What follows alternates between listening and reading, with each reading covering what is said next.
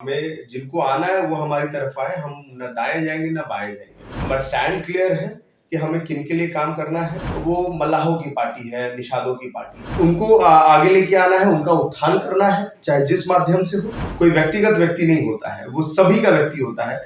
हमारे पार्टी में बड़े बड़े चेहरे आ रहे हैं, बड़े बड़े लोग आ रहे हैं, तो जाहिर सी बात है कि हमारी पार्टी का विजन क्लियर है, स्कोप क्लियर है। सरकार ने जो निर्धारित किया है वो लोग उसी से वंचित है। 1600 रुपया में 8 घंटा कौन मजदूरी करे? वो हम लोगों ने लड़ाई लड़ के अभी तक हम यहाँ आए हैं। नमस्कार, मेरा नाम अनूप नारायण सिंह है। आप बिहार टॉक के डिजिटल प्लेटफॉर्म को देख रहे हैं। हमारे साथ खास मेहमान है जय सिंह राठौर। ये वीआईपी जो मुकेश सहनी की पार्टी है उसके कला संस्कृति प्रभाग बिहार के अध्यक्ष हैं। यही इनका परिचय नहीं है, इसके अलावा बिहार की रसोईया संघ के संरक्षक हैं। वार्ड और पंच संघ जो देखते हैं सड़कों पर लाखों की तादाद में है, उसके भी संरक्षक हैं। और हिंदी फिल्मों और टेलीविजन सीरियलों में भी एक बड़ा नाम रहे हैं जय सिंह राठौर। लेकिन आज जो हम बात करेंगे राजनीति की करेंगे, आज जो बात करेंगे बिहार के मौजूदा हालात की करेंगे, मुकेश सहनी के अगले कदम की करेंगे। सबसे पहले सर आपका स्वागत है।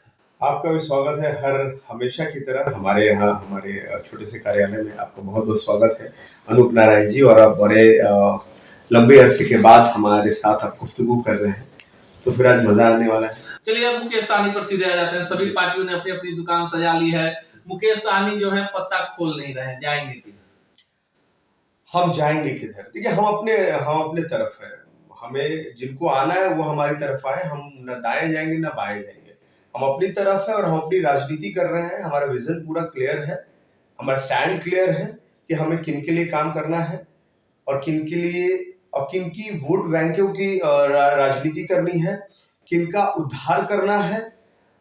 आपको भी पता है कि हमारी पार्टी की जो रीढ़ है वो निषाद समाज से, निषाद समुदाय के लोग हैं, वो हमारी पार्टी की रीढ़ है। बाकी कई लोगों में ये चलन चल गया है, कई लोगों में ये बात भ्रांति की तरफ फैली हुई है कि लोग कहते हैं कि भाई मुकेश सहनी की जो पार्टी है वो मल्लाहों की पार्टी है, निषादों की पार्टी है, एक जात की पार्टी है। मैं आपको बता दूं कि भले ही जो हमारी पार्टी है, हमारी पार्टी का नाम विकासशील इंसान पार्टी है, वीआईपी। और विकासशील का अर्थ वही होता है कि जो व्यक्ति निचले पायदान से आगे की ओर बढ़े, ऊपर की ओर बढ़े, तो वो विकासशील होता है। तो हमारी पार्टी का विजन भी वही है कि जो समाज में वंचित, शोषित ऐसे वर्ग के लोग हैं, उनको आगे लेके आना है, उनका उत्थान करना है, चाहे जिस माध्यम से हो। और हमारी पार्टी भले ही अपनी जात की बात करती है, लेकिन हमारी पार्टी में सभी जातीय वर्ग के लोग हैं।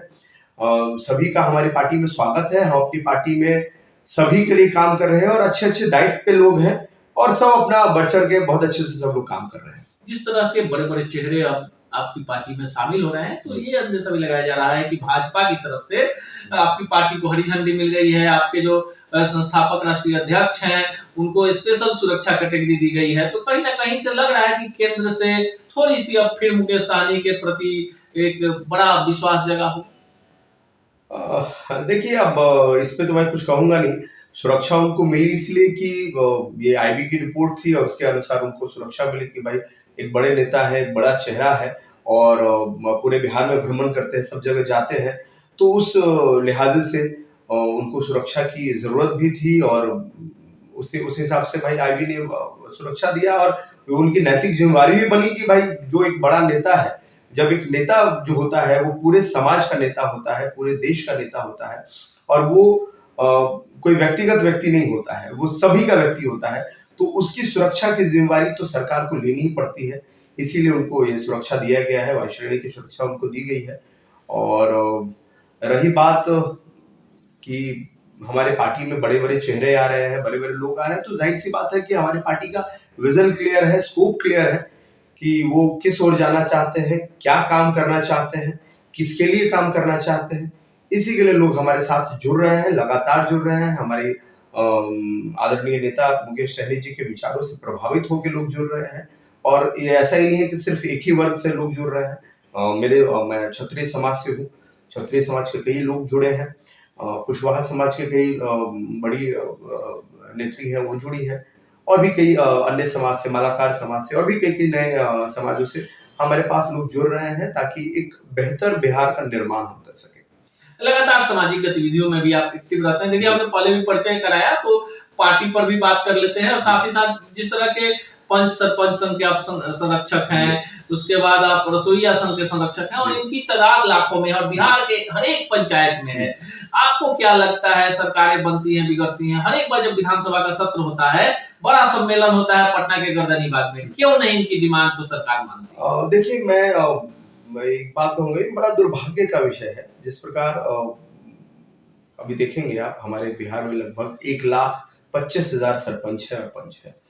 उसी तरीके से हमारे बिहार में लगभग 1,14,667 वार्ड सदस्य हैं। और आप देखेंगे तो जो राष्ट्रीय मध्याह्न भोजन जो रसोइयाँ हैं, जो हमारे मिड डे मील जो बनाती हैं, वो लगभग 2 लाख की संख्या में महिला और पुरुष दोनों हैं। लेकिन अब जब तीनों में एक चीज जब कॉमन देखिएगा, तो तीनों में एक चीज कॉमन है कि जो सरकार ने जो निर्धारित किया है, वो लोग उसी से वंचित हैं। जैसे कि आप देखिए कि सरकार ने मिनिमम वेजेस निर्धारित किया है किसी भी लेबर के लिए, किसी भी व्यक्ति के लिए, वो 10,000 है। लेकिन सरकार उनको वेतन कितना देती है? मात्र 1,600 रुपया। ये कहीं से भी जायज है? 1,600 रुपया में 8 घंटा कौन मजदूरी करेगा? कोई नहीं करेगा। लेकिन वो इतनी गरीब है कि बेचारी काम करने के लिए मजबूर है और इस आस पे लगी हुई है कि आज न कल हमको मेरा वेतन बढ़ेगा, भत्ता बढ़ेगा, तो हमको कुछ खाने को मिलेगा। अभी तो स्थिति फिर भी चली 1,600 है। इससे पहले तो लोग सिर्फ खाने पे काम करते थे कि हम खाना बना दे रहे हैं और मेरे यहाँ का जो है, आप जो बच जाए खाना वो हमको दे दीजिए, वो अपने बच्चों को दे देंगे। सोचिए कितनी बुरी स्थिति थी। वो हम लोगों ने लड़ाई लड़ लड़ के अभी तक हम यहाँ आए हैं। लेकिन उम्मीद है कि जो आंकड़ा हमने सोचा है वो उसको हम पार करेंगे और उनको जो हक और अधिकार हम दिलाएंगे। उसी प्रकार आप वार्ड सदस्य को देखेंगे तो वार्ड सदस्य का भी जो वेतन है वो मात्र 500 रुपया है। अब भाई किस हिसाब से 500 रुपया वेतन देते हैं आप? एक वार्ड सदस्य को 500 रुपया किस हिसाब से वेतन देते हैं? आपके यहाँ ही मैं नॉर्मल बात करूं तो अगर आधा किलो दूध ही आपके यहाँ आएगा तो आधा किलो दूध की कीमत लगभग 30 रुपए के आसपास हो जाएगी। चाय पत्ती मिला लीजिए तो 10-20 रुपए की चाय पत्ती होगी। तो रोज अगर 50 रुपए का एक व्यक्ति का खर्चा है तो 1,500 रुपया तो उसका चाय का ही खर्चा हो गया। और अब ये तो भाई देखिए कि जो लोग हमारे यहाँ आते हैं, जैसे जो वार्ड सदस्य है, उसके यहाँ भी जो उसके वार्ड की जो जनता है वो उनके पास आती है क्योंकि वो जीता हुआ प्रतिनिधि है। अब एक बात बताइए, एक जो वार्ड है, एक वार्ड सदस्य ज्यादा करीब है अपने जनता के कि विधायक ज्यादा करीब है अपनी जनता के? जाहिर सी बात है, आप कहेंगे कि एक वार्ड सदस्य ज्यादा करीब है अपनी जनता के। लेकिन आप देखिएगा तो जो निचले पायदान पे व्यक्ति है, जो वार्ड सदस्य है, उसके लिए कुछ कर ही नहीं रहे आप। उसको 500 रुपया दे रहे, वो भी 500 रुपया 6 महीना पे मिलता है। तो आप हमको बताइए कि जो बेचारा भूखा होगा, जो बेचारा सेवा की भावना से आगे आया होगा और सेवा करने के लिए उसके पास कुछ नहीं है, वो किस प्रकार पंचायतों के विकास करेगा? उसी तरीके से आप आइए पंच और सरपंचों में। पंच और सरपंचों का आप देखेंगे तो अभी एक बड़ा सा आंकड़ा भी आया है कि उस आंकड़े में है कि भाई लगभग 80% केसों का निष्पादन किया है ग्राम कचहरी ने, लेकिन आप उनको सशक्त नहीं कर रहे। मतलब आपने पावर तो दे दिया कि हाँ भाई आप सरपंच बन गए हैं, आप फैसला सुनाइएगा, वो सर्वोपरि होगा, लेकिन उसके फैसले को मानता कौन है? उल्टा उसके ऊपर केस हो जाता है, उल्टा उसके ऊपर आपका पुलिस का दबाव पड़ जाता है। मतलब सरपंच मतलब आप ये समझिए कि ग्राम लेवल का मजिस्ट्रेट है ना। तो जब ग्राम लेवल का मजिस्ट्रेट मजबूत ही नहीं होगा, उसको न कार्यालय की व्यवस्था आप दे रहे हैं, न उसको प्रॉपर वेतन दे रहे हैं, भत्ता दे रहे हैं, न कुछ दे रहे हैं, और आप चाहते हैं कि आपके गांव से क्राइम कम हो जाए। अरे भाई कैसे क्राइम कम हो जाएगा? अगर सरकार अपने ही विजन पे काम कर ले तो मैं कहता हूं कि ये बिहार, चूंकि मैं बता दूं कि पंच और सरपंच सिर्फ और सिर्फ बिहार में, ये जो न्यायिक पद है सिर्फ और सिर्फ बिहार में, तो ये बिहार मतलब समझिए कि क्राइम मुक्त बिहार हो जाएगा। ठीक है, लेकिन सरकार चाहती ही नहीं है कि इस और वो काम करे। वो चाहती है कि भ्रष्टाचार जन्म ले। अरे जिस व्यक्ति को मान लीजिए जो, अरे मजबूरी में ही कोई क्रिमिनल बनता होगा, मुझे तो ऐसा लगता है, कोई शौक से क्रिमिनल नहीं बनता, कोई शौक से चोरी नहीं करता है। अब शौकिया चोर तो जो बड़े बड़े लोग हैं जिनके पास 1,000-500 करोड़ 2,000 करोड़, उनको और की क्षमता और उनको और की इच्छा है। लेकिन जो निचला स्तर का व्यक्ति है उसको क्या चाहिए? उसको सम्मान चाहिए और दो वक्त की रोटी चाहिए, और वो भी अगर सरकार नहीं दे सकती है तो मैं कहता हूं कि आप उसको छोड़ दीजिए। हम सक्षम हैं, हम पूरे बिहार में, अगर मैं तीनों संगठन की मैं बात करूं तो मैंने आपको आंकड़ा बता दिया कि 1,25,000 हमारे सरपंच और पंच हैं, 1,14,667 वार्ड सदस्य हैं, लगभग 2 लाख ये हैं रसोइया हैं। तो मैं ये कहूंगा कि ये लोग सब, ये जो पंच और सरपंच और ये अपने वार्ड सदस्य हैं, सब लोग 200-200 वोट तो लेके जीत के आते हैं। और हम कहेंगे कि अगर एक व्यक्ति अगर 20 वोट भी अपने अपने बातों से इन्फ्लुएंस कर लिया तो सोचिए कि कितना बड़ा वोट का नुकसान वो कर सकते हैं। समझ रहे हैं आप? 5 लाख गुने 20, कितना का नुकसान वो कर सकते हैं। मैं 20 की बात कर रहा हूं, आंकड़ा और ज्यादा हो सकता है। चलिए आखिरी सवाल इसी पर ले लेते हैं, बदलाव कैसे होगा? देखिए, बदलाव तो तभी होगा जब निचले पायदान का व्यक्ति प्रथम पायदान पे बैठेगा। अब निचले पायदान का व्यक्ति प्रथम पायदान पे बैठेगा कैसे? आप बात कर रहे हैं गांधी जी के, गांधी जी का विचार, गांधी जी की बातें क्या थी कि गांधी जी के विचार यही था कि हमारे पंचायत जब तक मजबूत नहीं होंगे तब तक हमारा शहर, हमारा ग्राम विकास नहीं करेगा। लेकिन आज के डेट में देखिएगा तो हमारे पंचायतों में ही भ्रष्टाचार पूरा बढ़ा हुआ है। आप मनरेगा की बात कर लें या और भी जितनी योजनाएं हैं जो ग्रामीण स्तर से चल रही है उसमें भरपूर भ्रष्टाचार बढ़ा हुआ है।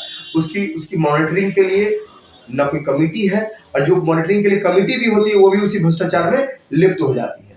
और जब तक इसके अंदर, जब तक पंचायत मजबूत नहीं होगा, पंचायत के लोग मजबूत नहीं होंगे, मैं कहूंगा पंचायत को जो रिप्रेजेंट करता है वो लोग जब तक मजबूत नहीं होंगे, खासकर की जो अंतिम पायदान पे बैठा हुआ वार्ड सदस्य है, पंच है, सरपंच है, तब तक बिहार का विकास होना संभव है। और मैं आने वाले समय में इन सभी को एकत्रित करूंगा, चाहे मेरी पार्टी के माध्यम से हो या जिस प्रकार हो, इन सबको एकत्रित करके इनको इन्हीं में से कोई एक व्यक्ति को चुन के आगे लाऊंगा, ताकि वो कहते हैं ना कि जिसने चोट ना खाई हो वो चेहरा क्या पहचानेगा, दिल का दर्द तो कोई दिल वाला ही जानेगा। तो जिसने वो चोट, वो दर्द जो खाया है, वही व्यक्ति उस चीज को पहचान पाएगा।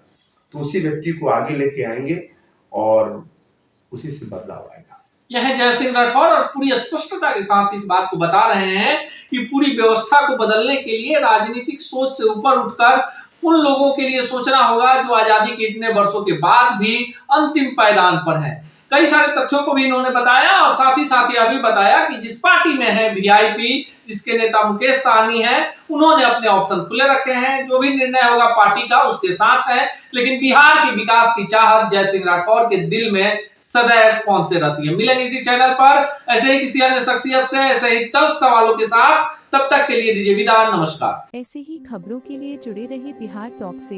यूट्यूब पर लाइक और सब्सक्राइब करें, बेल आइकन जरूर दबाएं। फेसबुक, ट्विटर और इंस्टा पर फॉलो करें। धन्यवाद।